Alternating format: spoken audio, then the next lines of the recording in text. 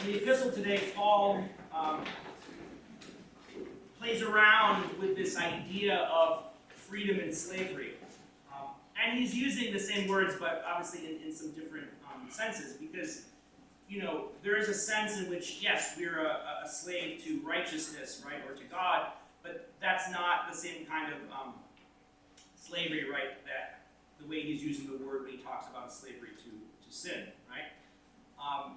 A good way to think about it is sort of, the difference between being somebody's spouse and being somebody's sex slave, right? Like, they're very different, right? There's an element in which, when you're married to someone, you're a slave in the sense of, like, you're not free in certain ways, right? Like, you've voluntarily chosen to, like, if you're going to go out somewhere, you talk and you tell your friend, your spouse, like, I'm going somewhere. I remember when I first got married, some of my friends who were single, like, just didn't compute, like what married life was. Like it can put a bit of a space in between you, like when you're younger and you first get married, and you're married, and then you have, guy friends who are like single, and they just like they don't get it. And maybe part of the reason they don't get it is part of the reason why they're still single to this day. But like you realize that like, oh, I'm not totally free. I gotta like check with someone. I gotta ask. I coordinate my life together with someone else, right?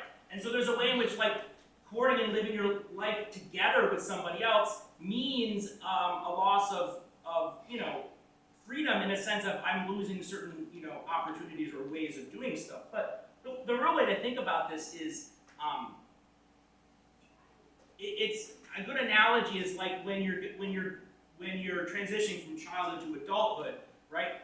What kind of happens is as a child, it's like anything's possible, right? Like you dream of growing up and being a Yankees baseball player, or something like this. You have all these dreams that you have, but you have to like kill most of your dreams, right? Because you've got to be one thing, right? You can't be a rocket scientist and, you can't be an astronaut and also be like a baseball player, right? Like you have to marry one woman, you can't marry all of them that you like, right? So you have to say no to all these other things, right? You have to make these sacrifices. And so there's, in this sense, you are losing out on something, right? But you have to lose out on something to actually become anything at all in particular, right? And so it's sort of like you put through this sort of bottleneck where you have all this potentiality, and to be something actual, you have to become something a little bit more narrow and specific, right? And when you do that, in any part of life, there is a loss of something, right?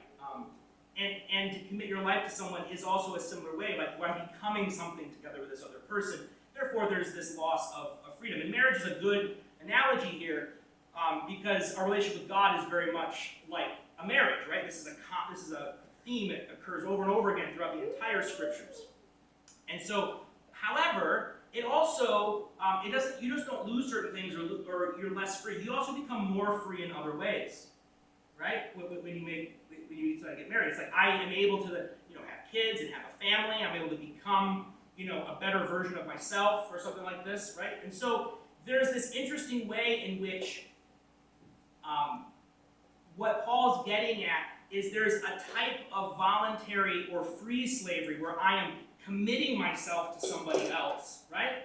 In a kind of faithfulness that itself actually brings about more freedom. But it is in a way a kind of slavery, and it can seem that way to people. But I think that one of the deeper truths Paul's also getting at here is none of us are truly free in the way God is free, right? Like, we're not absolutely free to do whatever we want. We're born into life with all these kind of constraints, right, upon our desires and our thoughts and our, like, the cards that we are dealt, and so we live freely within sort of an unfree, broader system, right? Something that has constraints that are put upon us. And so this idea is that, like, in some ways, we have to choose what we're going to be a slave to, right? So, like, am I going to be a slave to my impulses and desires, a slave to my fears and anxieties, right? Am I going to be a slave to that, to sin, right? And because in some ways I have to decide, I got to pick my master, right? Like, what's going to be my master in my life? Or another way to put it is, who's going to be my God, right? And the reality here is that sin is a very bad God to serve, right? This is Paul's point, is that it might seem nice and sweet at first, but it always ends up in death, right? This is the famous line, the wages of sin is death. And this is the way to think about sin. It's it's not, sin is wrong, and God doesn't want us to do it, not because he set up some sort of rules or has certain preferences that are just a mystery to us, right? It's not arbitrary in that sense. It's that when we act this way, it leads to death, right? Sin is sort of a pattern of behavior and a way of life that if you follow it through to its end goal is destruction, disintegration, and death in some way. And Paul makes this very clear analogy between death and life, like that it's not just that sin leads to death, but it's also that this righteousness, that this is the way to fuller life, to really live a flourishing, full life. And so we see that this is what God's really concerned about, is that we can live a life, we can be alive like he's alive, right? And so we're given this sort of like two paths of sort of life and death. And so we realize that like this idea of death is very central, right, to all of our Christian teaching. When we get to Pascha and we celebrate Holy Week, it's all about Christ's death.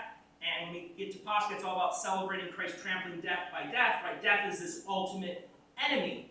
And sin is just the stupid way that we get there, right?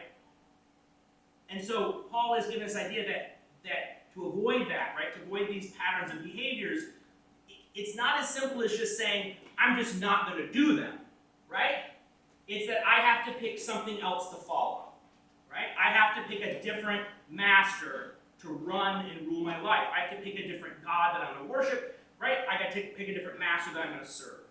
And so this is the sense in which Paul's talking about being a slave to sin compared to being a slave to God, right? That we're not totally free the way God's free. And so in that sense, we are like a slave in the sense that we are constrained, right? But the reality is that there's a type of slavery that leads to greater freedom, right, in this sense. And this is what Paul's talking about, that when you commit yourself in this way and you live, because it's like if I'm not going to sin or do certain things, I'm putting certain constraints on myself, right, to live a righteous or holy way, to be an honest or upright person. And yet that makes more life possible. So this is sort of the beauty of what Paul's talking about. This is encouraging us to do this. Well, how do we do it? We're given an example in the centurion, right, where we see what faith looks like. That faith, and probably it's best translated faithfulness because this gets at the heart of it, is about trust. Right? The centurion trusts God. Right? He trusts that if he goes down this path, right, that it's going to work out. That he trusts that God will do what he says he's going to do, that Jesus will do what he says he's going to do, and he just needs to give a word or a command, and that that the person will be healed. And so the centurion embodies that trust isn't just like a feeling or opinion I have, it's action, right? Like when you trust somebody, it's like, I trust them. Right? Well, then all of a sudden, like, well, do I want them? Do I trust them enough to like watch my like 3-month-old son or something like this? It's like, oh, now we know if you trust this person, right? You got to give like a test in some way. Like, do you actually trust them? Well, you got to take a risk, right?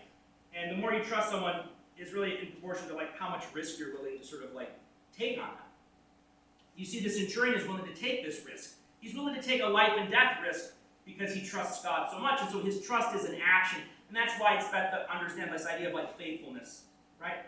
That what faith means is not like believing the right ideas. It's about following through in a relationship of commitment and trust in some way, a relationship of commitment and trust that is a kind of slavery, right, or servitude, but the best kind, the kind that actually sets you free and allows you to have a more flourishing life, right? There's a way in which this is an incredible freedom, but we have to pick what we're committed to. A good way to think about this is, if you have bad thoughts in your head, like obsessive thoughts, we all struggle with this a lot. We're trying to get these thoughts out of our head. The best way, like, you don't get rid of that thought by saying, don't think that thought, right? Like, that doesn't work. How do you do it? You displace it with a better thought or something else, right? You have to replace it. And this is true when it comes to the ways in which we are enslaved to sin and trying to work for our own liberation and freedom from the bad habits and the impulses and the sort of the desires that we have that aren't right and healthy. The way to get out of that is not to simply just sort of try to not do it. It's we have to do something else. We have to displace that with a firm sort of commitment with another master, right? And this is what Paul's talking about. And so how do we do that? Well, that's going to take some real, to switch from, right, what Paul about sin to righteousness requires the kind of trust and risk-taking that the centurion displayed in today's gospel, right? Where I have to, because it takes trust. It's like, oh, God, you want me to serve you? You want me to be your servant? I was already a slave to sin, so how is this going to be better? Are you going to come through for me? I'm going to do all this good stuff, and am I going to get rewarded, or am I going to get punished in this life? Right? I'm going to trust people. I'm going to do the right thing. Am I just going to be another good person who gets taken advantage of? Right? It's a risk, right? But it's a risk absolutely worth taking, right? Because the alternative is death, right? It's living a pattern of life that is going to fall apart.